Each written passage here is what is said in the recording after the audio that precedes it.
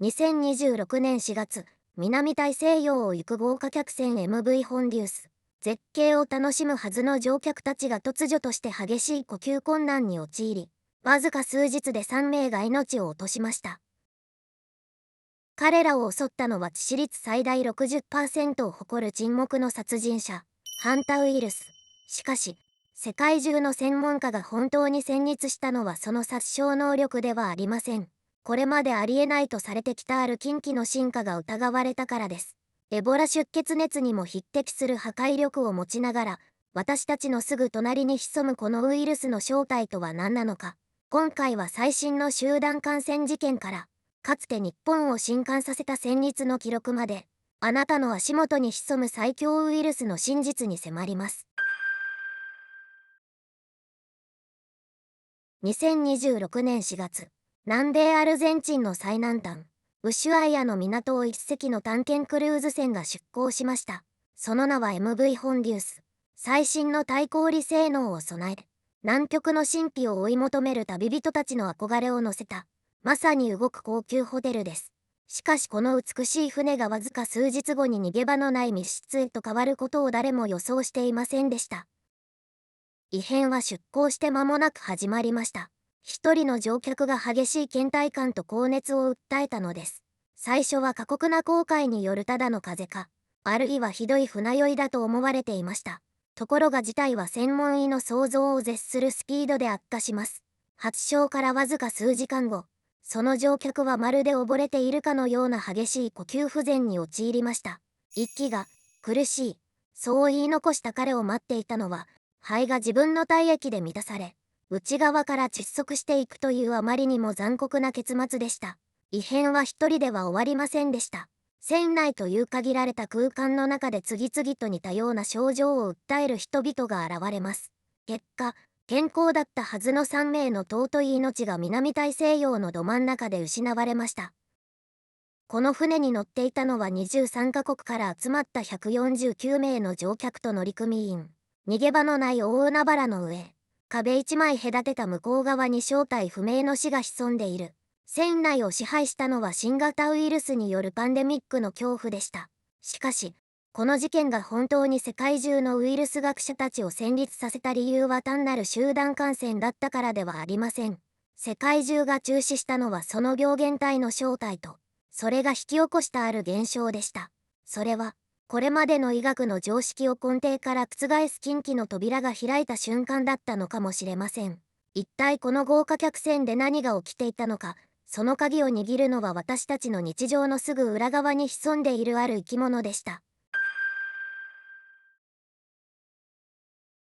その正体は、ネズミをはじめとする齧歯類です。そして彼らが運び、密かにばらまいているのが今回の主役であるハンタウイルスという病原体です。このウイルスの最も恐ろしい点、それはその感染ルートにあります。通常、ウイルスといえば咳やくしゃみによる飛沫感染、あるいは直接触れることによる接触感染をイメージしますよね。しかしハンタウイルスはもっと巧妙、かつ不可視のルートで人間に忍び寄ります。それが、死のエアロゾルです。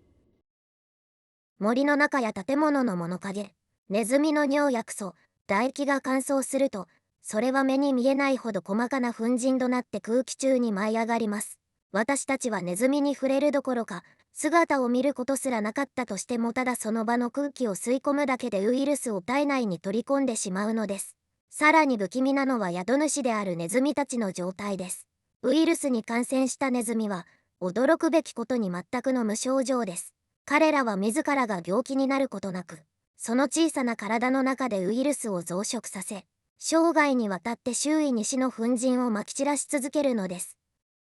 このハンタウイルスは大きく分けて2つの恐ろしい顔を持っています。一つは、主にユーラシア大陸で猛威を振るう腎症構成出血熱、HFRS。その名の通り、腎臓に甚大なダメージを与え、全身の出血を引き起こすタイプです。そしてもう一つが、南北アメリカ大陸を中心に確認され、今回のクルーズ船事件でも疑われたハンタウイルス肺症候群、HPS です。特に後者の肺症候群は、医学界でも最強の一つに数えられるほど残酷な経過をたどることが知られています。ではこの肺を狙うウイルスが体内に入ると、一体何が起きるのでしょうか。肺を水浸しにし、エボラ出血熱をもしのぐと言われるその圧倒的な致死率の正体に迫ります。溺れている。陸の上にいるはずなのに、ハンタウイルス肺症候群、通称 HPS に襲われた患者を見た医師たちは一様にそう口を揃えます。この病気が最強と恐れられる最大の理由は、そのあまりにも残酷で、急速な経過にあります。最初は、どこにでもある風邪やインフルエンザと見分けがつきません。高熱、頭痛、筋肉痛、患者は少し体調を崩しただけだと思い横になります。しかし発症から数日後、事態は一気に、そして壊滅的な方向へと加速します。ウイルスが肺の毛細血管を攻撃し、血管から水分が濁流のように漏れ出し始めるのです。その水分は行き場を失い、酸素を取り込むための肺胞を瞬く間に満たしていきます。想像してみてください。乾いた部屋のベッドの上で、自分の体液によって肺が水浸しになり窒息していく恐怖を、これが、ハンタウイルスが引き起こす肺水腫の正体です。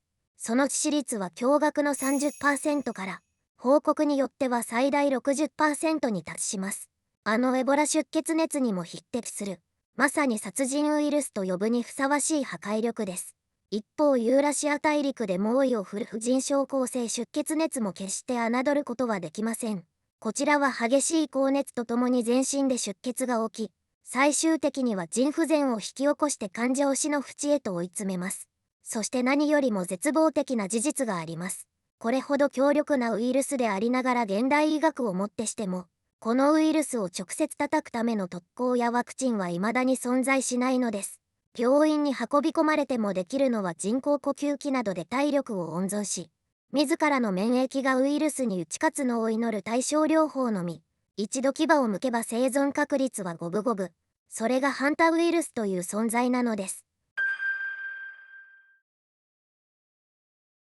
これまでハンタウイルスは、ネズミから人への一方通行で感染するものだと信じられてきました。もしそうであれば原因となるネズミさえ駆除すれば爆発的なパンデミックは防げるはずです。しかし、その安全神話はある一つのウイルスの登場によって音を立てて崩れ去ることになりました。その名はアンデスウイルス。ANDV。南米、特にアルゼンチンやチリで確認されているこのウイルスは、数あるハンタウイルスの中で唯一禁忌ともいえる能力を持っています。それが、人から人への感染です。冒頭でお話しした2026年4月のクルーズ船 MV ホンデュースの惨劇。専門家たちが最も恐れたのは、まさにこのアンデスウイルスによる連鎖でした。このウイルスの恐ろしさは目に見えない潜伏期間にあります。感染しても症状が出る1、2日前からすでに他人を感染させる力を持っているのです。家族との食事、友人との会話、あるいは密閉された船内での何気ない接触、唾液や飛沫を介して、まるでインフルエンザのように人から人へと死のウイルスが渡り歩いていく。実際、近年のアルゼンチンではこのアンデスウイルスの症例報告が例年の2倍という異常なペースで急増しています。なぜ今、この人から人へ移るタイプが勢力を拡大しているのか。それは気候変動による生態系の変化か、あるいはウイルスそのものがより効率的に人間に適応しようとする進化の過程なのか。もしこの能力を持ったウイルスがアルゼンチンの奥地を飛び出し、世界の主要都市に上陸してしまったら、それはもはや一地域の事件ではなく、地球規模の新たな災悪へと変貌してしまいます。コロナの再来です。南米のどこか遠い国の話だろう。もしあなたがそう思っているとしたらそれは大きな間違いかもしれません。実はこの日本でも過去にハンタウイルスによる集団感染が発生し、死者まで出ているという事実をご存知でしょうか。時計の針を1960年代の大阪に巻き戻してみましょう。当時、大阪、梅田周辺の住宅街で原因不明の奇病が流行しました。高熱、激しい腰痛、そして全身の出血。最終的に119名が発症し、2名の尊い命が失われました。後に梅田熱と呼ばれたこの事件の正体こそ、ドブネズミが媒介したハンタウイルスによる腎症構成出血熱だったのです。さらに衝撃的な事件は1970年代から80年代にかけて起こります。場所は、あろうことか安全であるはずの大学の実験動物施設でした。全国20カ所以上の大学や研究機関で、実験用のラットを介して研究者や学生ら127名が次々と感染。ここでも1名が帰らぬ人となりました。それは昔の話でしょ、と思うかもしれません。ですが、恐ろしい事実は今も続いています。現在でも日本の主要な港湾地区に生息するドブネズミからは、高い確率でハンタウイルスが検出されているのです。ここで一つ、冷静になるための重要なデータもお伝えしておきましょう。厚生労働省の見解によれば、日本国内で今すぐ大規模なパンデミックが起きる可能性は低いとされています。その理由は日本に生息するネズミの種類にあります。幸いなことに、先ほどお話しした致死率60%を誇るアメリカ大陸型のウイルスを運ぶ特定のネズミは、現在の日本には定着していません。しかしグローバル化が進んだ現代、クルーズ船の事例のように、人から人へ感染する変異種が、飛行機や船に乗って日本に上陸しないという保証はどこにもありません。かつて日本を震撼させたあの沈黙の殺人者は、今も私たちの足元、都会の暗がりに潜んでその時を待っているのかもしれないのです。ここまでハンタウイルスの恐るべき実態と日本に潜む歴史を見てきました。しかし今、専門家たちが最も危惧しているのは単なるウイルスの毒性ではありません。それは地球規模で起きている環境の変化がこのウイルスを無理やり私たちの生活圏へと押し出しているという事実です。近年の異常気象、特にエルニーニョ現象や急激な気温上昇、これがネズミの生態系に劇的な変化をもたらしています。暖冬によって冬を越せるネズミが急増し、餌となる植物が爆発的に増えることで、本来の生息地をあふれ出した感染ネズミたちが人間の居住区へと押し寄せているのです。クルーズ船の悲劇も決して偶然の産物ではありません。自然界のバランスが崩れ、未知のウイルスとの接触機会が強制的に増やされている。私たちは今そんなパンデミックの火種が常にくすぶっている時代を生きているのです。厄介ですね。またあの日々が帰ってきたらあなたはどうしますか？今回はここまで。ご視聴ありがとうございました。また次回お会いしましょう。